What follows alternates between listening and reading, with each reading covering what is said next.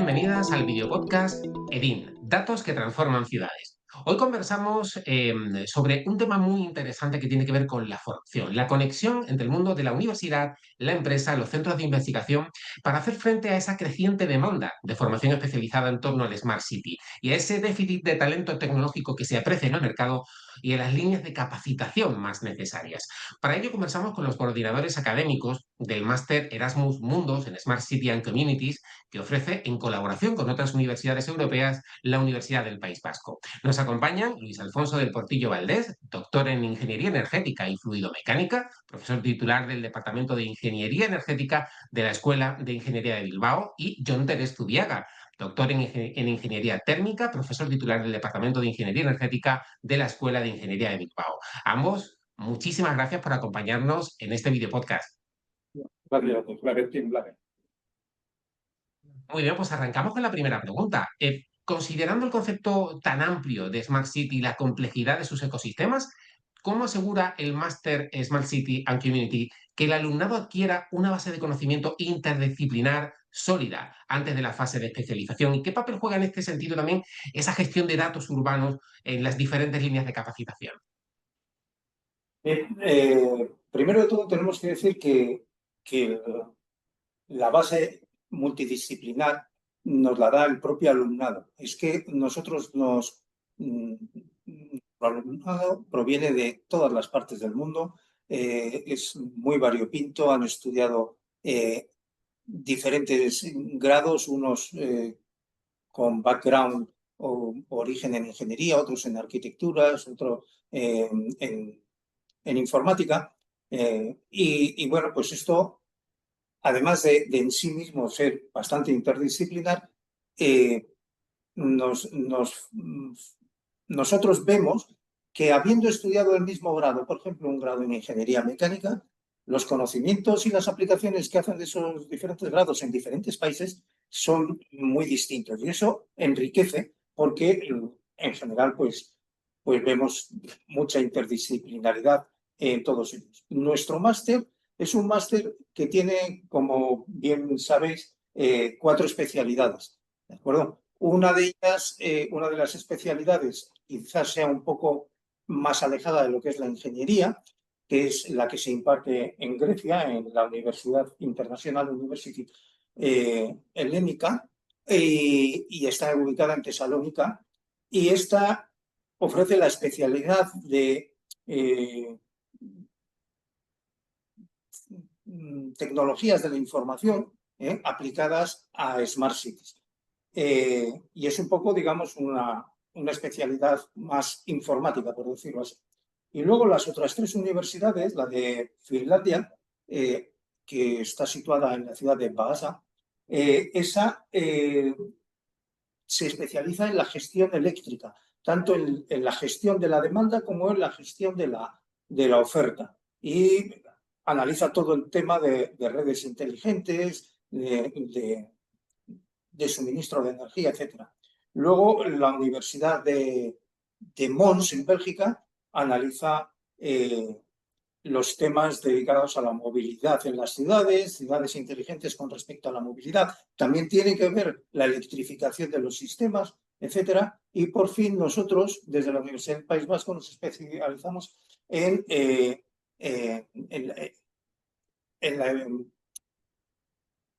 la Smart City desde el punto de vista del edificio y de los barrios. Claro, estas especialidades el alumno tiene que pasar por todas ellas y en todas las universidades se les da unos conocimientos básicos y al mismo tiempo que se especializan. Esto, junto con los diferentes backgrounds que nos ofrecen los alumnos que vienen aquí, nos permite desarrollar proyectos y desarrollar temas con una interdisciplinaridad que nosotros quisiéramos para otras, digamos, otras titulaciones más estándares. El máster veo que se imparte en esas 4 prestigiosas universidades. Por tanto, ¿cuál es el valor diferencial que aporta esta movilidad y la visión de cada partner a la formación del alumnado?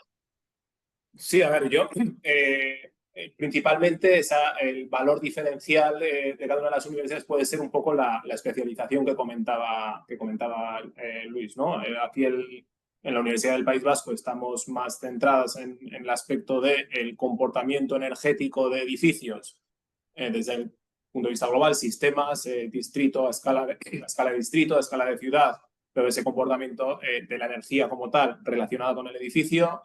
En Mons, en Bélgica, están más especializados o se centran en todo el desarrollo de movilidad y electrificación y cómo hibridar o cómo gestionar esa demanda de movilidad bueno, dentro de los aspectos energéticos en la ciudad.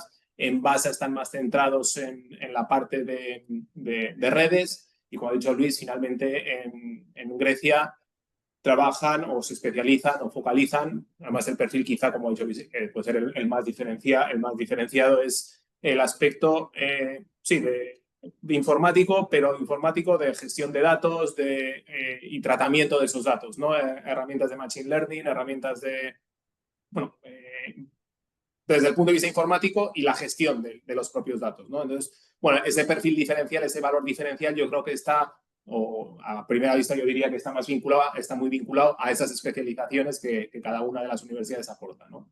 Yo añadiría aquí que cada alumno, además de la especialización que haya hecho, se lleva, y esto es un valor que hay que ponerlo en esto, una sólida formación que le permitirá adaptarse, en conceptos básicos me estoy refiriendo, que le permitirá adaptarse en el futuro al nuevo desarrollo de las tecnologías, porque se ha visto que en algunos casos formar en tecnología actual puede ser crear, entre comillas, analfabetos para el futuro, que solamente sepan manejar la tecnología actual y que no sean capaces de actualizarse a medida que cambia la tecnología. Estamos en un entorno y una velocidad totalmente acelerada, una irrupción de tecnologías disruptivas que están incidiendo en este terreno de las Smart City. ¿De qué manera se integran proyectos o estudios de casos reales en el plan de estudio para conectar esta visión un poco teórica con la práctica en el ámbito de las Smart City? ¿De qué manera o en qué tipo de proyectos concretos y ciudades concretas se puede observar un poco aplicaciones prácticas de lo que se está ocurriendo y de estas nuevas tendencias? A ver, yo creo que el máster trabaja con esos dos niveles, ¿no? Por una parte, el aspecto de fundamentos, profundizar en un campo de conocimiento a nivel de fundamentos en aspectos energéticos principalmente, o sobre todo energéticos y de gestión de datos, desde el fundamento de entender las bases teóricas profundas en los cuales después se podrá, aplicándose, se desarrolla una u otra tecnología. Entonces, un nivel del máster estaría en profundizar y dotar de un conocimiento sólido al alumnado en ese campo. Y la parte práctica, ¿cómo llega? Yo diría que llega, o yo remarcaría, tres vías distintas. Una de ellas en las distintas, en la mayor parte de las asignaturas, se aplican o esos fundamentos, la manera que hay de ver su aplicación es a través de casos de estudio. Normalmente casos de estudio que pueden ser reales o virtuales sí, o ficticios, en muchos casos reales, vinculados también a una parte importante del profesorado, por no decir la mayoría o todos, están vinculados a proyectos de investigación relacionados con las Smart Cities. Entonces, aplicamos o presentamos casos reales más o menos simplificados, adaptados, por supuesto, al objetivo docente de la asignatura, donde el alumnado puede ver esa aplicación de los fundamentos en casos reales. Entonces, por una parte están esos casos reales. Un siguiente nivel sería que a lo largo de los 2 años que el alumnado está cursando el máster, hay participación de profesionales, tanto de la administración pública como de la empresa privada, vinculados a muchas veces associate partners del máster, en empresas que son asociadas al máster, o bien externas, en las cuales bueno, presentan un poco lo que están haciendo en ese momento y les ayuda al alumnado también a visualizar, a tener esa visión de conexiones entre lo que están viendo a nivel de fundamentos con esa aplicación del día a día en el mundo, yo digo, tanto de empresa privada como de la administración pública, ¿no? Y a qué retos se están enfrentando y cómo con los fundamentos que están adquiriendo se puede responder a esos retos. Y luego ya por último, yo resaltaría la parte del periodo del trabajo de máster, ¿no? De la tesina, del máster thesis, del trabajo fin de máster.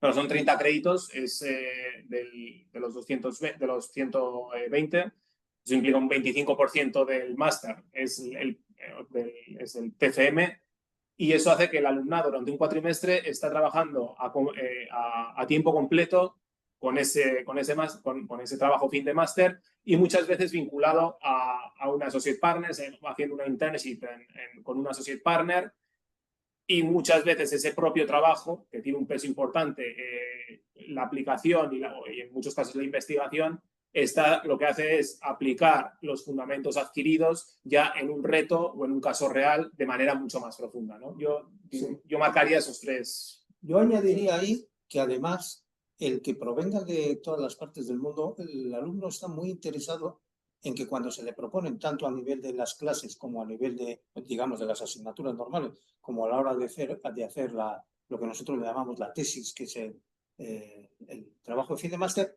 ellos procuran coger casos de sus propios países, lo cual enriquece muchísimo a nosotros, los primeros, porque somos los subdirectores los que les tenemos que llevar y guiar cómo se hace eso, y claro, desconocemos las realidades de otros países. Y entonces eso nos viene muy bien también a nosotros. Creo que se potencia, digamos, el acceso a un mercado de oportunidades en el ámbito europeo y esa movilidad profesional. Precisamente a partir de vuestra experiencia, ¿cuáles son esos puestos de trabajo o roles profesionales más demandados actualmente en el sector público-privado relacionados con la Smart City?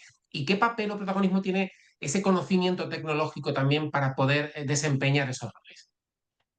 Bueno, nosotros hemos discutido, John y yo, sobre esto y creo que hemos llegado a una conclusión, que es que el perfil que se está buscando hoy en día en las empresas y en las administraciones públicas es un perfil de una persona que sea capaz de gestionar las smart cities, las ciudades inteligentes, pero que al mismo tiempo tenga un conocimiento técnico que le permita tomar decisiones al respecto.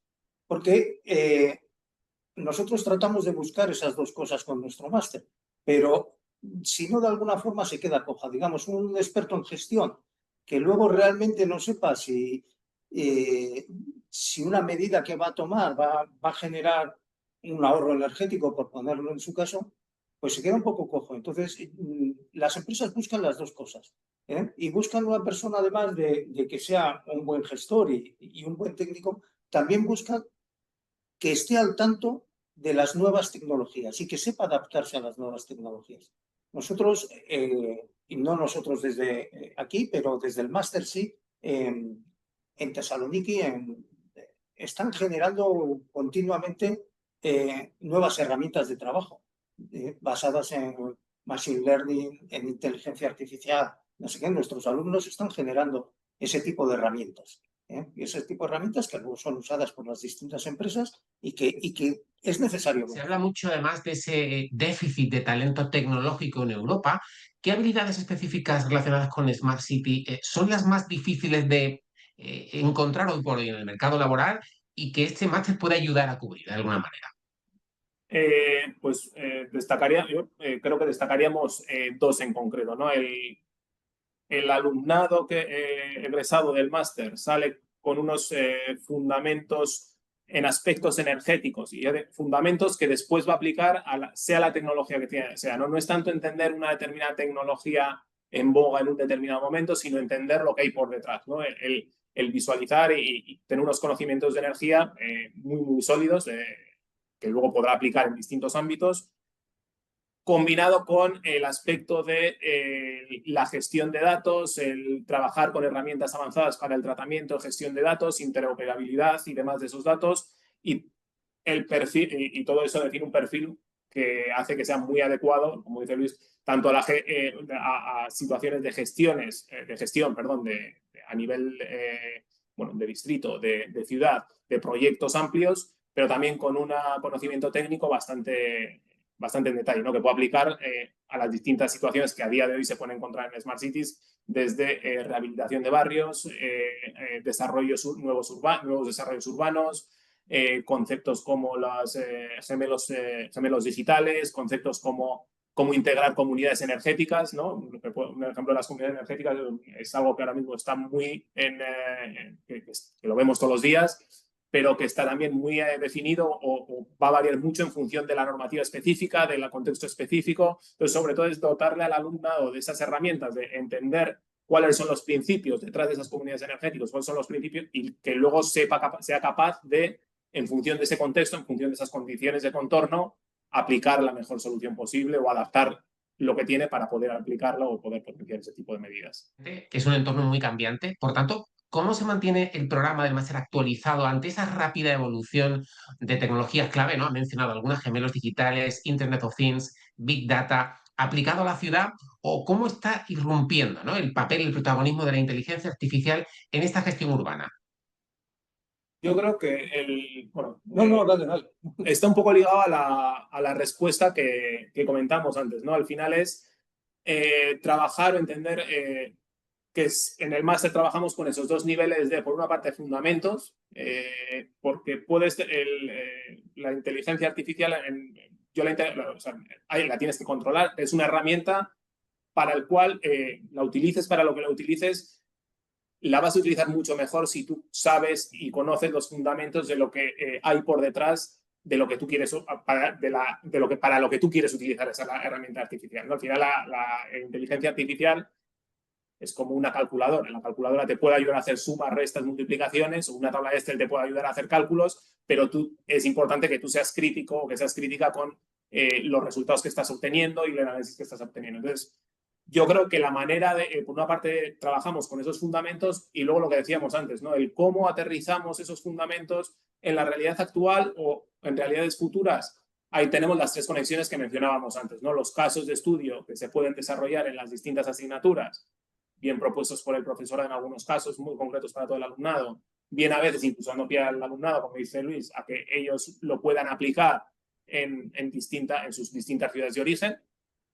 La parte de el involucrar a profesionales, a gente con experiencia en el ámbito de la empresa privada y también de la administración pública, a través de o bien actividades vinculadas a las distintas asignaturas desarrollando un aspecto concreto, bien tenemos tanto una Summer School como seminarios de invierno, como una sesión en invierno de seminarios específicos con distintas temáticas donde, bueno, ahí el alumnado tiene ese contacto y tiene esa visión de cómo eso lo aplicamos y además le puede servir de reflexión de hacia dónde quiero llevar yo el TFM y que me ayude un poco, ayudarle a generar esa reflexión interna. Y luego, como hemos dicho, finalmente el otro elemento que creo que es muy importante es el TFM, donde lo va a hacer en contacto o bien con centros de investigación, con otras universidades externas, con empresa privada, con administración, donde tiene la oportunidad de aplicarlo, de ver cómo esos fundamentos se aterrizan en retos reales y cómo con esos fundamentos se puede dar respuestas a retos y problemáticas actuales en distintos contextos, ¿no? Sí, yo quería remarcar lo que ha dicho John, porque me parece importante que la gente sepa que en este máster es obligatorio la asistencia a una Summer School y a una Winter School durante el proceso de formación. Todos los alumnos tienen que acudir a alguna de ellas. Entonces, nos vamos turnando. El año pasado la Winter School la organizamos en el País Vasco, en Bilbao. Este año la van a organizar la Winter School en Finlandia. Tú fíjate, Finlandia Winter School, pues vamos a sufrir. Y bueno, ahí lo que hacemos es, cuando nosotros la organizamos o la organizan en Finlandia, invitamos a las empresas del entorno, invitamos a las empresas que colaboran con esto y ofrecen charlas, hacen talleres con el alumnado, y el alumnado tiene un contacto con la empresa y la empresa tiene un contacto con el alumnado. Y esto es importante, de acuerdo a la pregunta pues, que nos habías hecho, que cómo integramos luego todo eso en la empleabilidad del alumnado.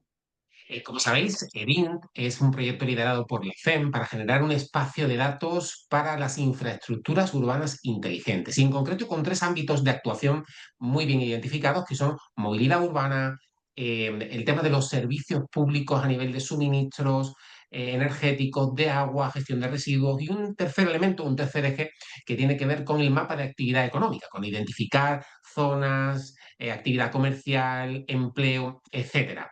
Teniendo en cuenta esta diversidad de casos de uso y líneas de trabajo, ¿qué potencialidad podría tener para el alumnado del máster, bueno, consultar una base de datos tan amplia, tan completa, de 12 entidades locales, de 36 empresas? Y en relación a esto también, ¿cómo consideráis que se podría integrar en las líneas de capacitación? ¿Cuáles serían esas demandas de perfiles vinculadas a datos urbanos que pueden ser más necesarias para gestionar ciudades más inteligentes y sostenibles? Buena pregunta. A ver, yo creo que la labor esa es necesaria porque ya no solo a nivel de máster, sino yendo ya a la parte de investigación, una de las cuestiones que vemos en el día a día es que actualmente hay una capacidad, y de hecho se están recogiendo una cantidad ingente de datos y a la vez están y con un potencial de aprovechamiento. Aquí quizá podemos tener el sesgo de la parte energética por el perfil que tenemos tanto en el máster como en investigación, pero entiendo que en otros ámbitos es igual, pero que con esa recogida de datos se pueden obtener información muy relevante tanto para hacer diagnosis y análisis de situaciones, en el caso de energía, en situación energética de edificios o gestión energética a nivel de ciudad, entender bien el metabolismo energético de distintas ciudades o distintos entornos urbanos o distintas regiones y a su vez no solo hacer la diagnosis, sino lo que viene después, ¿no? Hacer las propuestas o identificar puntos de mejora donde mejorar esa situación, ¿no? Entonces yo creo que esa labor es clave. ¿Cómo integrarlo? Pues eso es uno de los retos del máster, ¿no? El ver de qué manera, en la medida en que haya datos, eso permite trabajar, en el caso ya aplicando la docencia, con casos de estudio reales o con casos de estudio realistas, no sé si es reales, pero al menos realistas, y que permitan responder a retos que son del día a día, ¿no? No cuestiones en el aire, qué pasaría si asumimos qué tal, sino no, la situación que tenemos es esta y aprovechar ese entorno, ¿no? Que hay de conocimiento que se está desarrollando, que al alumnado le sirve también para entrenarse en cosas reales, pero a su vez el alumnado puede aportar también soluciones interesantes para dar respuesta a determinados retos reales, ¿no? Entonces yo creo que esa labor de ver cómo trabajar con esos datos, unificar, hacerlos accesibles, está siempre el debate, o sea, el link entre accesibilidad, pero a su vez garantizar privacidad. Yo creo que el trabajar con eso a mí me parece una labor clave dentro de tanto el máster como investigación. Sí. Básicamente tienes que tener en cuenta que una vez que generas la información, que este grupo de municipios, de empresas, generan información, una vez que tienes la información, ahí lo que tienes es que introducir una persona que sepa qué hacer con esa información y que sepa, y de ahí pueden salir multitud de soluciones a multitud de problemas e incluso hacer ver a la gente que se puede mejorar lo que ellos no consideraban que era un problema, pero que se puede mejorar. Yo recuerdo un caso de una chica que además no sé si le dirigiste tú, que analizó la movilidad de los escolares que se dirigían en una cierta población que tenía muchos datos a la escuela. Entonces analizó cómo se movían, unos iban en bicicleta, otros los llevaban sus padres, era en Bélgica. Sí, no lo dije yo, pero sí. Y bueno, pues era un análisis que si no hubiese tenido los datos de esas comunidades, de esas municipalidades que estaban cercanas a los puntos, no hubiese podido desarrollar. Y luego hizo una presentación de eso a la sociedad. Oye, y bueno, pues quedaron satisfechos. La administración ideó puntos y sistemas para recargas de bicicletas eléctricas. Bueno, pudo hacer un diseño, incluso regularon la señalización del tráfico y habilitaron algunos pequeños sitios para aparcar y pues aquello funcionó porque luego se puso en marcha. Por resumir mucho, al final antes solíamos decir, igual también partimos de un perfil muy de ingeniería, ¿no? Pero al final conocemos lo que medimos, entonces antes el reto se hablaba siempre de medirme. Ahora el tema es que ahora el reto no está en tanto en medir, sino en el ver, porque esas medidas ya existen, o sea, se están tomando medidas, sino el ver cómo aprovechar esa información que tenemos y que al final se transmita, que se transforme en soluciones para una mejor calidad de vida en todos los sentidos para la ciudadanía, ¿no? Bueno, yo sé que su máster está preparando a su alumnado precisamente, ya no solo como técnicos, ¿no? Sino como agentes de cambio capaces de impulsar una transformación profunda de las ciudades. También en el terreno tecnológico, en el terreno digital, también en el ecológico, en el social, en el de integración. Pero en definitiva, desde vuestra perspectiva, ¿cuáles van a ser las principales tendencias tecnológicas que pueden definir ese futuro de la Smart City en la próxima década? Como última pregunta. Desde el punto de vista tecnológico, yo creo bueno, hablando primero de lo que nos concierne, de la energía, ¿eh? La implantación de la generación de...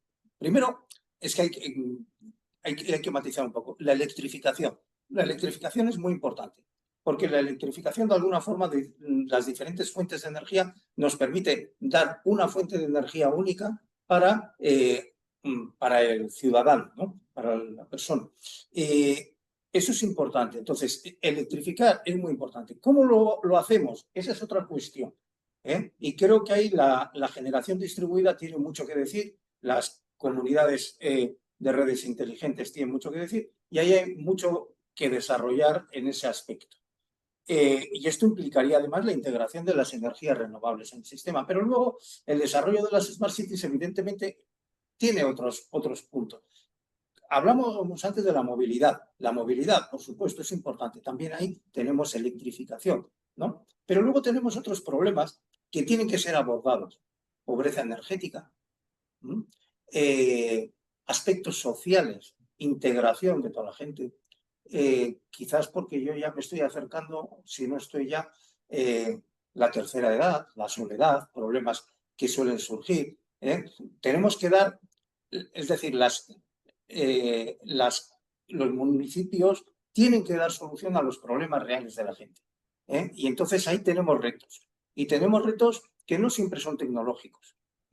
Yo creo que eso también tenemos que ahondar ahí. No puede ser que tengamos personas que estén desatendidas energéticamente porque no puedan pagar. Entonces, bueno, pues hay aspectos sociales, hay muchísimo que hacer. Y yo recalcaría eso, no sé si tú... Sí, a ver, yo desde el punto de vista tecnológico, por resumir, sí, yo identificaría eso, ¿no? Lo que ha dicho Luis. Por una parte tenemos el tema de la electrificación de las demandas. Yo creo que va a haber o está habiendo de facto un desarrollo tecnológico muy vinculado a todo el tema de electrificación de demandas, no solo a nivel residencial, ¿no? A través de bombas de calor o otras tecnologías, y a través de movilidad y vinculado a la movilidad también lo que dice Luis, ¿no? También creo que hay viene, o espero, no sé si es un deseo, una esperanza o una realidad, un cambio en el paradigma de movilidad, ¿no? Ya no es solo electrificamos los vehículos y ya está, sino es también cambiar la perspectiva de movilidad y lo que eso implica a nivel de desarrollo urbano, ¿no? El pasar de una ciudad que durante el siglo XX se ha diseñado poniendo el vehículo privado en el centro, a pasar a una generación de espacios públicos o transformar esos espacios donde se ponga en el centro a la ciudadanía, no vinculando movilidad necesariamente a vehículo privado, ¿no? Y puede ir un poco vinculado también a generar esos espacios que no están vinculados a tecnología, ¿no? Hay espacios de comunidad, de encuentro con la comunidad, que también están vinculados a su vez a ese cambio de paradigma de movilidad. Pero bueno, eso es ya te digo, no sé si es un deseo o una esperanza o otra cosa. Entonces, vinculado a esa electrificación, a su vez, viene el reto de lo que decía Luis, ¿no? El cómo suplir, el cómo gestionar con un suministro cada vez más renovable, con la naturaleza implícita que tiene la generación renovable, y más si estamos viendo a distribuido todo el tema de las comunidades energéticas, y en última instancia cómo casar esa oferta con la demanda, ¿no? Entonces todo el tema de la gestión de la demanda es otro de los retos que tenemos sobre la mesa, y a su vez, y vinculado con esto y con lo que estáis haciendo ahí, es todo el tratamiento de datos. La gestión y el tratamiento de datos va a jugar o juega un papel crucial en todo esto, ¿no? Y un tratamiento de datos ya no solo desde el punto de vista de gestión, sino volvemos a esto, ¿no? Como una herramienta para informar a la ciudadanía o de información a la ciudadanía y facilitar que la ciudadanía y la persona de a pie, no solo el experto, pueda tomar decisiones de una manera más formada y en última instancia, al final, es pasar de un modelo de consumidor pasivo, de ciudadanía pasiva, a una consumidora o ciudadanía más activa, ¿no? En todo este campo, quizá un poco desde el sesgo energético, pero así lo vemos. Pues Luis Alfonso del Portillo y John Terés, muchísimas gracias por atender esta invitación. Seguimos en contacto y a los espectadores del videopodcast Edin, nos vemos en el próximo episodio. Edin, datos que transforman ciudades.